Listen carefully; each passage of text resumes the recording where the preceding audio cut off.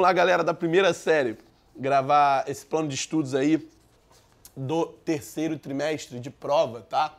É o último plano de estudo de vocês, né, para encerrar o nosso ano aqui, tudo bem? Questão número 1.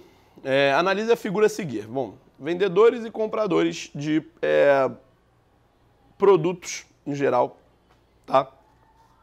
Principalmente da Rússia, da Ásia, né, da África, do Golfo Pérsico, Estados Unidos, América do Sul. Você vê um mapa mundi, né, onde ao invés do desenho dos continentes, você tem uma série de setinhas entre quem vende e quem compra, ok?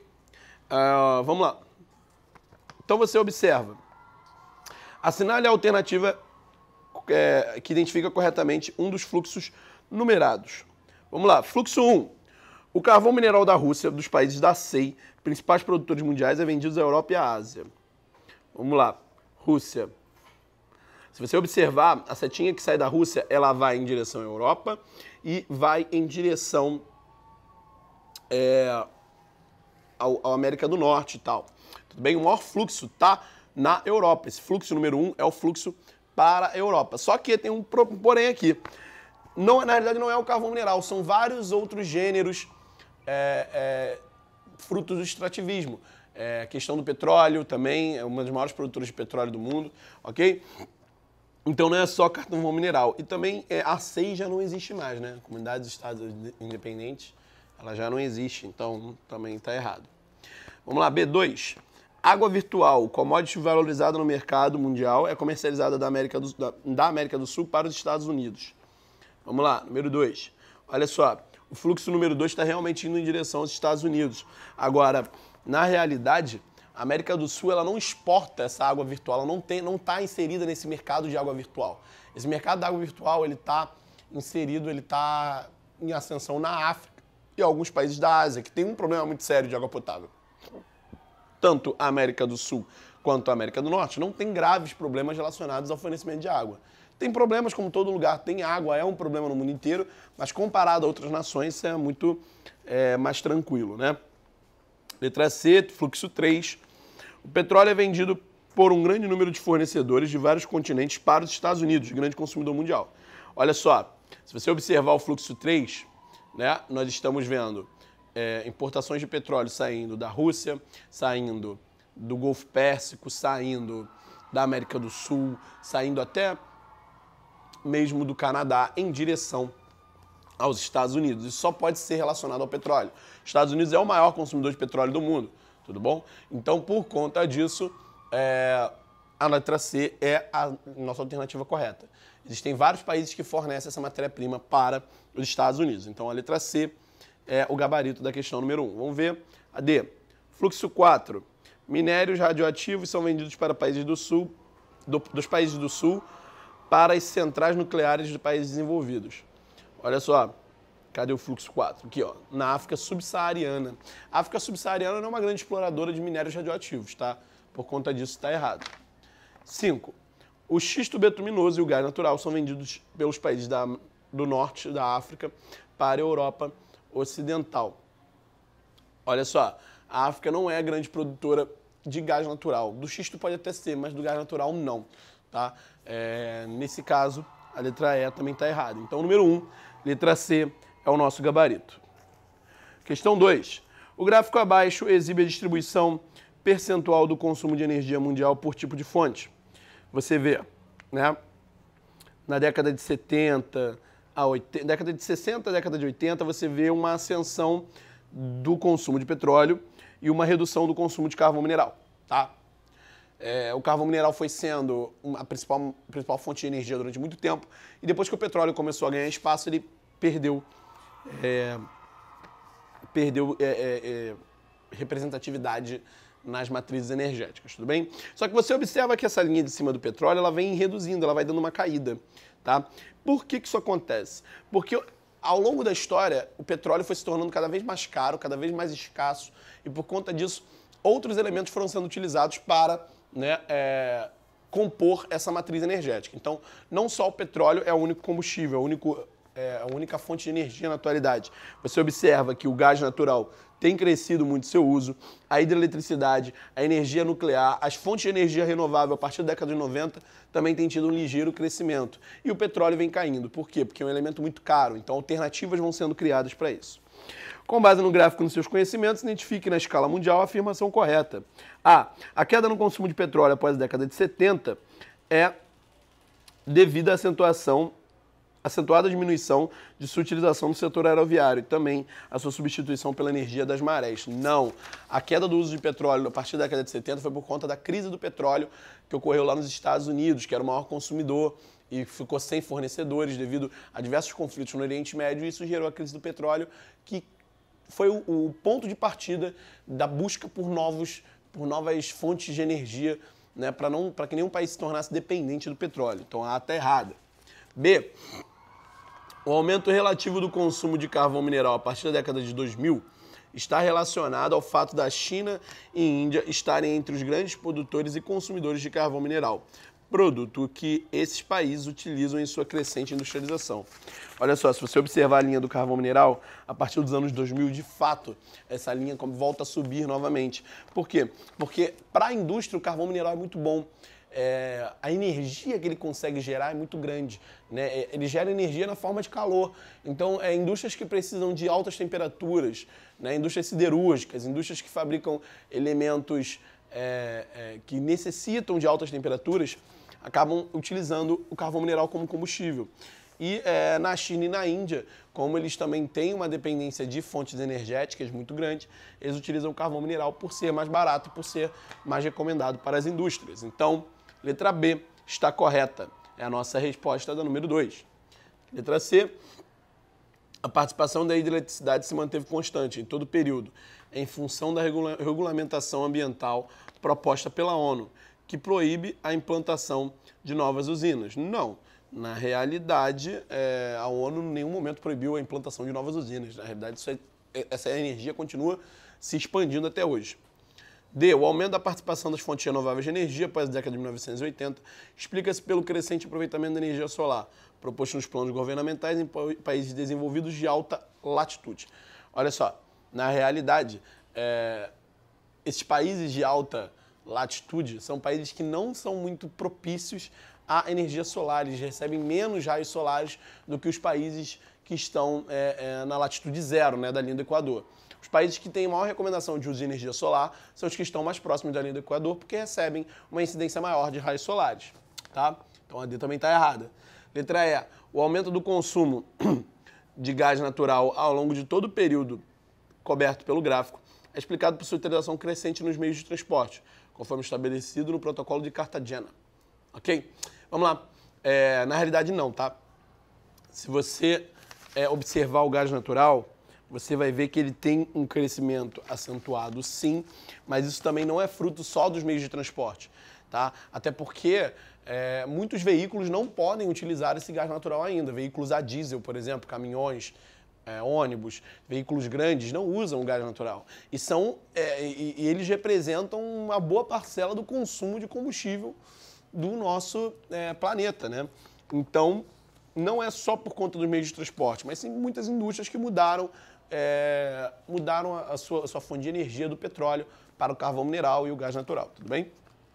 Então, no número 2, a resposta correta é a letra B de bola, tá bom? Vamos lá, galera, questão número 3. A exploração do pré-sal poderá posicionar o Brasil como um dos maiores exportadores de petróleo do mundo, como um excedente na produção que poderá superar 1,5 milhão de barril por dia, em um momento em que a demanda pelo insumo não será mais liderada pelo país Estados Unidos, mas pela Ásia. Ok? Então, vamos lá. Essa nova fronteira de exploração também vai mudar o ranking das áreas produtoras de petróleo no Brasil nos próximos anos, pois, vamos lá, primeiramente, o que seria o pré-sal? Pré-sal é uma região que tem grandes reservas de petróleo localizadas abaixo de uma camada de rochas sedimentares, ou seja, é uma camada pré-sal, é antes da camada de sal que existe na nossa crosta terrestre. Esse petróleo ele é de difícil extração devido à sua profundidade, né? E a camada pré-sal é uma camada muito dura, então exige uma certa tecnologia, né, para retirar essa camada. Mas vamos lá. Letra A. Aumentará a participação da liderança da Bacia de Campos, e a liderança da Bacia de Campos, do Rio de Janeiro, e a decadência da Bacia de Santos. Olha só, a Bacia de Campos ela já tem exploração de petróleo antes mesmo da descoberta do pré-sal. Já é uma área de exploração de petróleo, cara, é antiga, né, no nosso território brasileiro. Já a Bacia de Santos, ela é uma bacia que foi descoberta após o pré-sal, né? Assim, a produção dela começou a crescer depois do pré-sal. Então essa questão aí, na realidade, está falando o contrário. B. A Bacia de Santos e o estado de São Paulo devem aumentar sua exploração e a produção de petróleo diariamente.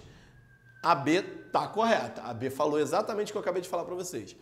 De fato, com o surgimento da camada pré-sal, a Bacia de Santos vai aumentar sua produção e vai se tornar uma das maiores produtoras de petróleo do país.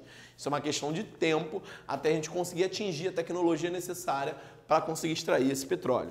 Ok? Então a letra B é a alternativa correta da número 3. Vamos ver a letra C. A produtividade média por poço em operação comercial no polo da bacia do Recôncavo Baiano é maior do que a registrada nos poços da Arábia Saudita. Galera, não, né? Ali na área do Recôncavo Baiano ainda não existe, né, uma exploração intensa de petróleo. A exploração ali é tímida, uma exploração que não tira tantos barris por dia assim. D. Poderá transformar o Brasil em um exportador de energia e o maior produtor de petróleo do continente americano. Ainda não será o maior produtor do continente porque tem os Estados Unidos. Os Estados Unidos também produzem muito petróleo, então ainda não será o maior produtor do continente. Letra E. Mais da metade do crescimento da produção de petróleo do mundo até 2016 virá da produção de óleo xisto dos Estados Unidos, das áreas petrolíferas chinesas e das águas profundas do Maranhão e Ceará. Olha só, o que acontece? Ele está falando que esse crescimento ele não vai ser atrelado somente à descoberta do pré-sal, né? Mas da descoberta de outras áreas da China e das águas profundas do Maranhão e Ceará. Olha só, a extração das águas do Maranhão e do Ceará já existem, né? Sempre existiram, então sempre houve essa extração em águas profundas nessa região. Agora, o óleo de xisto dos Estados Unidos não produz petróleo. O óleo de xisto não tem nada a ver com a relação do petróleo, tá? Das áreas petrolíferas chinesas, de fato, a China extrai petróleo, mas aí o restante da questão está errado, ok? Então, questão número 3, letra B. Vamos lá, questão 4. Leia o texto a seguir. Leia o texto e a seguir aponte a alternativa que se adequa à sua interpretação. A máquina a vapor tornando possível o uso da energia em todos os artifícios mecânicos em quantidades maiores do que qualquer outra coisa conseguiria realizar no passado. Foi a chave para tudo que ocorreu em seguida, sob o nome de Revolução Industrial. A face do mundo mudou mais drasticamente e mais rapidamente do que em qualquer outra época, desde a invenção da agricultura cerca de 10 mil anos antes. Vamos lá, o que ele está falando? O autor, letra A, o autor acentua o caráter prejudicial da máquina a vapor para a agricultura. Não, a máquina a vapor ela ajudou a agricultura no primeiro momento para quê? Escoar essa produção, né? Com os trens movidos a vapor, com as máquinas que faziam o trabalho agrícola a vapor, então isso ajudou a produção agrícola, ok? B. Segundo o texto, a máquina a vapor foi decisiva para o advento da Revolução Industrial, já que este foi o primeiro dispositivo tecnológico que realizou uma transformação profunda no âmbito da produção. Vamos ver, a B parece estar correta, né? Exatamente o que o texto diz, que diz que a máquina a vapor mudou completamente o cenário e possibilitou, né, a Revolução Industrial. Tá? Então vamos ver a outra. C. O autor aponta o caráter negativo da mudança drástica e rápida que a Revolução Industrial provocou no mundo contemporâneo. Não. Embora essa mudança tenha sido drástica, ela não foi negativa. Tá? Foi uma mudança boa que fez com que os meios de produção se modernizassem, fez com que o tamanho da produção crescesse. Tudo bem? D. Segundo o texto, a máquina a vapor era eficiente porque funcionava à base de eletricidade. Máquina a vapor, não é máquina a eletricidade. Por isso, a D está errada. Letra E. O texto indica que a agricultura durante 10 mil anos impediu que a indústria se desenvolvesse. Não tem nada a ver com a agricultura. Na realidade, a indústria se desenvolveu quando havia tecnologia para isso. Antes disso, há 10 mil anos atrás, você não tinha tecnologia para criar uma máquina a vapor. Tudo bem? Sociedades não estavam tão desenvolvidas para criar essa tecnologia. Então, na resposta do número 4, vai ser exatamente a letra B de bola, tá bom? Beleza? Show. Vamos lá, questão 5. O governo chinês anunciou nesta quinta-feira que decidiu pôr fim à política do filho único. Por mais de 3 décadas, impediu-se que casais tivessem mais de uma criança, o que causou impacto na sociedade e na economia do país. Segundo a agência de notícias estatal Xinhua, o Partido Comunista determinou que agora os casais poderão ter 2 filhos. A principal justificativa para a decisão do governo chinês está apontada em, olha só, a política do filho único ela foi eficiente para controlar o crescimento da população. De fato, o crescimento da população chinesa diminuiu muito. Só que no momento que você limita o número de filhos que um casal pode ter, você faz com que a população envelheça. Porque se você tem um número de crianças menor nascendo, você tem uma redução no número de nascimentos, quer dizer o quê? Que a população grande que já existe vai envelhecendo e não vai chegando jovens para repor essa população. Então, a população vai diminuindo, o crescimento da população vai diminuindo, mas ao mesmo tempo essa população vai envelhecendo. E qual é o problema de uma parcela muito grande da população idosa? O problema é que você tem mais gastos na área da saúde, você tem mais gastos com previdência, com suporte a esses idosos e são menos pessoas trabalhando. Sobretudo na China, que demanda uma mão de obra muito grande. A produção da China é gigantesca, então tem que ter muitas pessoas trabalhando ali. Tá bom? Então, a principal justificativa é o quê? Vamos lá. A. Ampliar o poder de consumo do mercado? Não. A China já é um grande mercado consumidor pelo seu número de habitantes enorme. B. Reduzir o custo da mão de obra da indústria? Não. Porque você aumentando para 2 filhos, a ideia não era reduzir o custo da mão de obra. A mão de obra lá já é barata. C. Viabilizar a proposta de democratização do Estado? Não.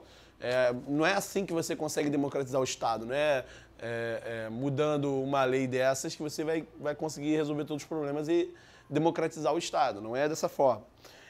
E a letra D é a nossa resposta correta. Retardar o processo de envelhecimento da população. A população estava envelhecendo muito, tá? Estava tendo uma falta de mão de obra e antes que isso entrasse em colapso, antes que o sistema econômico chinês entrasse em colapso, é mudada essa lei, ok? Então, questão 5, alternativa correta, letra D, de dado.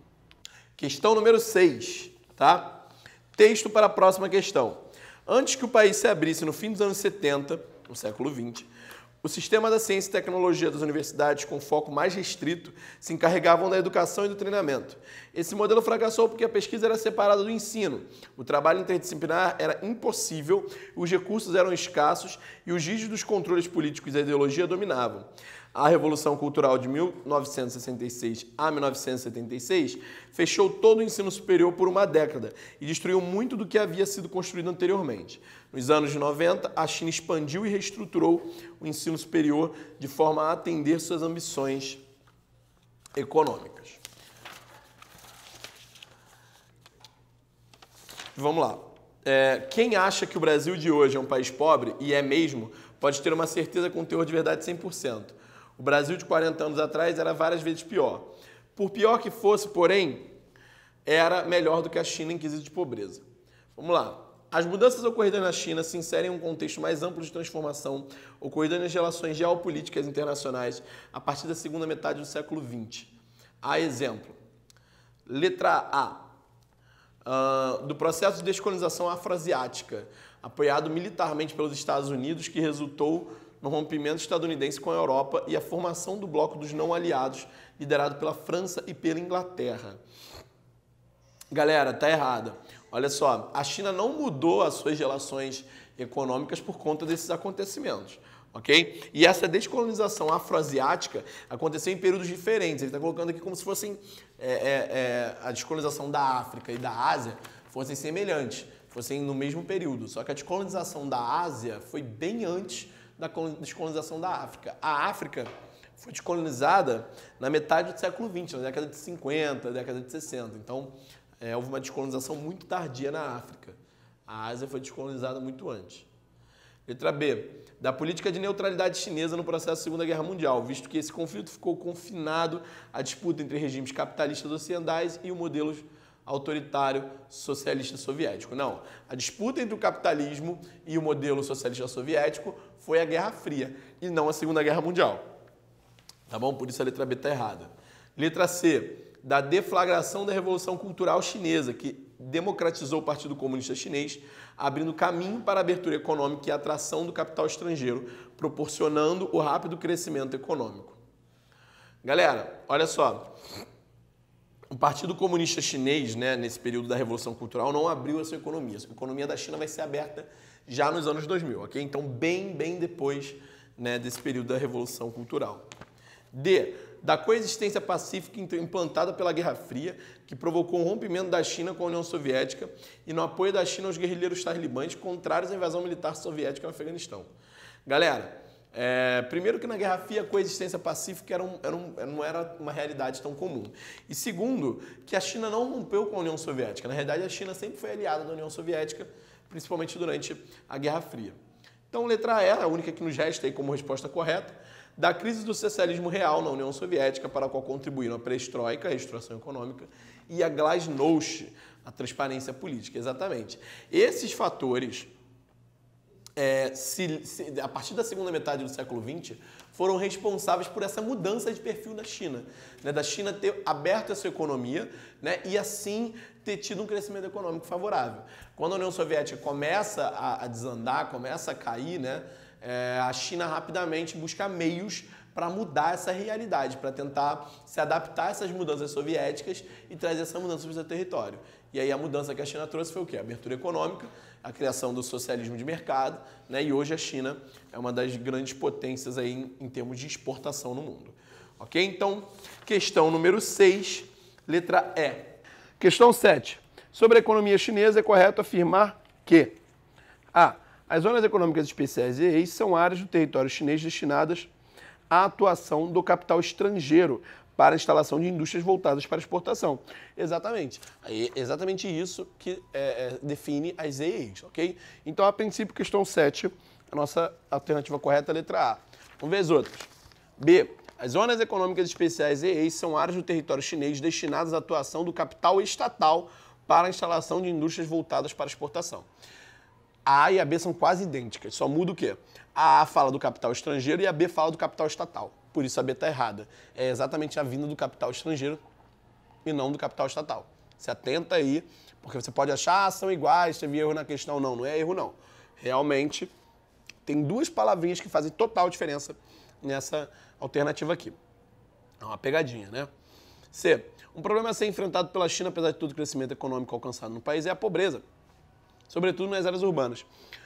A pobreza não é algo tão grave assim na China, porque, ainda mais nas áreas urbanas, há um planejamento urbano para que essa população viva com as mínimas condições, né, com as mínimas condições sociais. Eles trabalham muito, mas eles também têm acesso à alimentação, à moradia, enfim, né? Acho que a pobreza não é um dos maiores problemas da China. Tudo bem? D.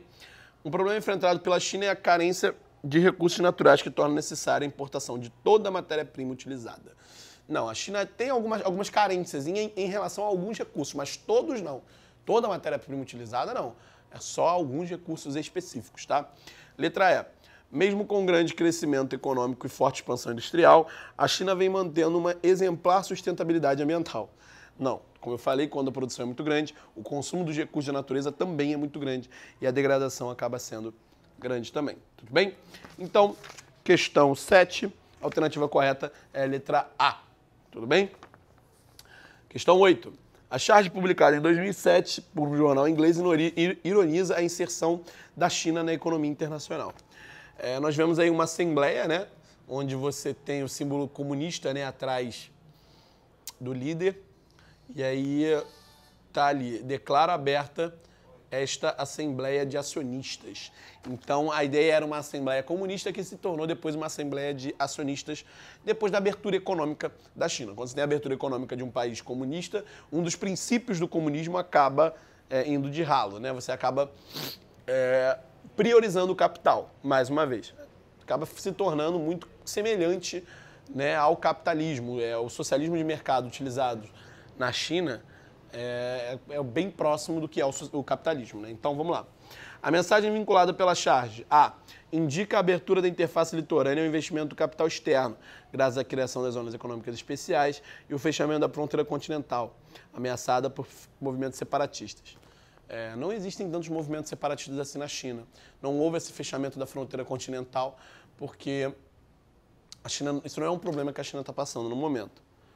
B. Representa a adoção pelo governo chinês do chamado socialismo de mercado, exatamente. no qual são mantidas instituições políticas centralizadas, mas se adotam no plano econômico princípios da economia de mercado.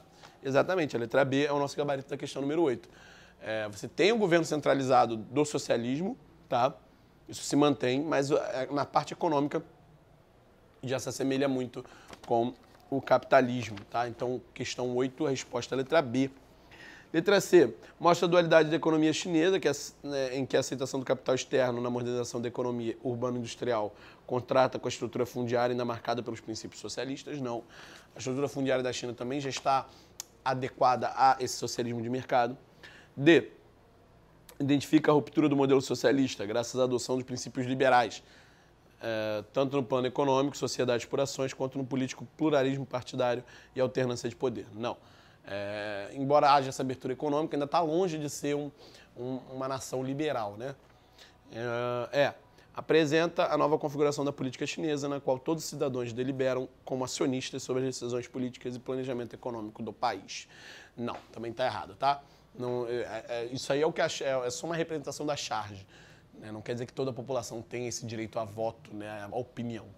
Tá? Então, questão 8, alternativa correta, letra B de bola. Questão 9.